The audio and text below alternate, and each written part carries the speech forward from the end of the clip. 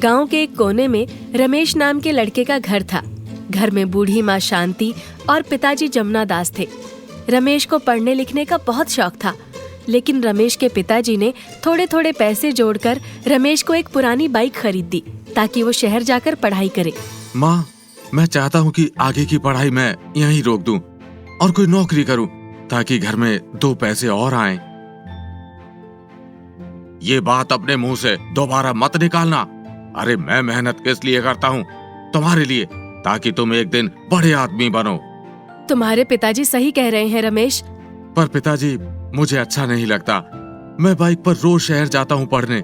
Bike में petrol का खर्चा, कॉलेज का खर्चा और आए दिन आप मुझे नए कपड़े के पैसे देते हैं। सारी कमाई तो मुझ पर ही खर्च हो जाती है। आप दोनों के लिए तो कुछ बचता ही नहीं। माँ बीमार रहती है, उनकी दवाई तक के लिए पैसे पूरे नहीं पड़ते। और आपने अपने आप को देखा है, आपके कपड़ों में जगह जगह छेद हैं। गांव वाले सब बोलते होंगे कि जवान बेटा घर बैठा है और बाप खेतों में पसीना बहा रहा है। मैं आप दोनों को कोई खुशी नहीं दे पा रहा। हमारी खुशी तो हमारे बेटे की खुशी में है। और तुम चिंता क्यों करते हो? हमारे खेतों में अब की बार धान बहुत अच्छा उगा है। अब के चावल खूब निकलेगा उसमें से। फिर कोई चिंता की बात नहीं। तुम बस अपनी पढ़ाई पर ध्यान दो। एक रात गांव में बहुत बारिश हुई। ज्यादा बारिश की वजह से जमुना दास की धान की फसल खराब हो गई। बड़ी उम्मीद लगा रखी थी मैंने, पर वो उम्मीद बारिश ने खराब कर दी सारी। अब मैं अपने बेटे को कैसे पढ़ाऊंगा? उसका पढ़ाई का खर्चा कैसे निकलेगा? आप अपने आप को संभालिए, वो ऊपर वाला है ना, वो सब ठीक करेगा। वैसे भी अभी कुछ धान ठीक ठाक बच गया है, उसे बाजार में बेचकर कुछ पैसे तो हाथ लगेंगे। पिताजी को रोते देख रमेश की आंखें भर आती हैं और मैं ऐसे हाथ पर हाथ रखकर नहीं बैठ सकता। मुझे कुछ तो करना होगा। मुझे एक उपाय सूझा है, मैं अब वही करूंगा। रमेश माँ के पास जाता है और माँ से कहता है, माँ, आप खाना बहुत ही स्वादिष्ट बनाती हो, पर सबसे ज्यादा मुझे आपके हाथ का राजमा चावल लगता है। क्या आप मेरे लिए राजमा चावल बना सकती हो? हाँ क्यों नहीं, मैं अभी बना देती हूँ। पर माँ, थोड़ा ज्यादा बनाना, मुझे अपने सभी दोस्तों को भी खिलाना है। शांति बहुत ही खुशी खुशी अपने बेटे के लिए राजमा चावल बनाती है।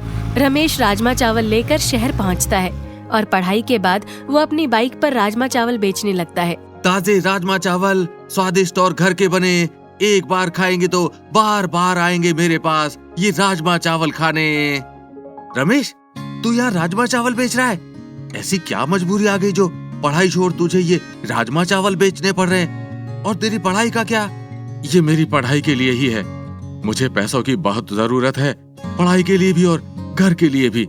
माँ और पिताजी पर मैं बोझ नहीं बनना चाहता, उनकी मदद करना चाहता हूँ। रमेश का ये जवाब सुनकर रोहित को बहुत खुशी हुई। फिर अच्छा, एक प्लेट राजमा चावल मुझे भी तो खिला। पहला निवाला खाते ही, वाह यार, ये तो जबरदस्त है। इतने स्वादिष्ट राजमा चावल मैंने अपनी जिंदगी में पहले नहीं खाए।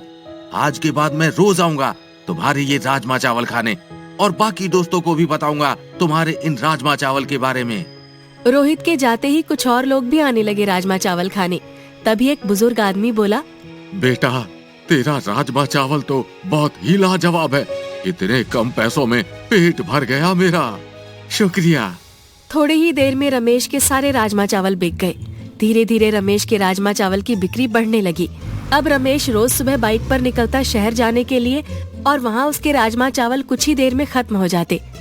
अब रमेश माँ पिताजी से ये बात छुपा नहीं सकता था, इसलिए उसने सब सच बताना ही सही समझा। बेटा, लोग क्या कहेंगे? तू इतना पढ़ा लिखा है और ये काम करेगा? माँ, कोई काम छोटा या बड़ा नहीं होता। हमें अपनी जरूरतें पूरी करनी है और ये सब अच्छा तरीका है। मैं अपना आत्मसम्मान नहीं गिराऊंगा, बल्कि और मजबूत करूंगा। मुझे गर्व है अपने बेटे पर। ऐसा बेटा भगवान सबको दे। अब इस काम से किसी को ऐतराज नहीं था। अगली सुबह रमेश ने अपनी बाइक को साफ किया। माँ ने स्वादिष्ट राजमा चावल बनाए। रमेश ने राजमा चावल बाइक पर रखे और निकल पड़ा शहर की ओर उन्हें बेचने। ताजे राजमा चावल, स्वादिष्ट और घर के बने। एक बार खाकर देखिए मेरे ये राजमा चावल। तभी वहाँ शहर के बहुत बड़े होटल का मालिक आता है। मैंने सुना है कि तुम बहुत स्वादिष्ट राजमा चावल बनाते हो। क्या तुम मेरे होटल में सप्लाई कर सकते हो? रमेश के लिए ये बहुत बड़ा अवसर था, लेकिन उसने बड़े सम्मान के साथ बात की।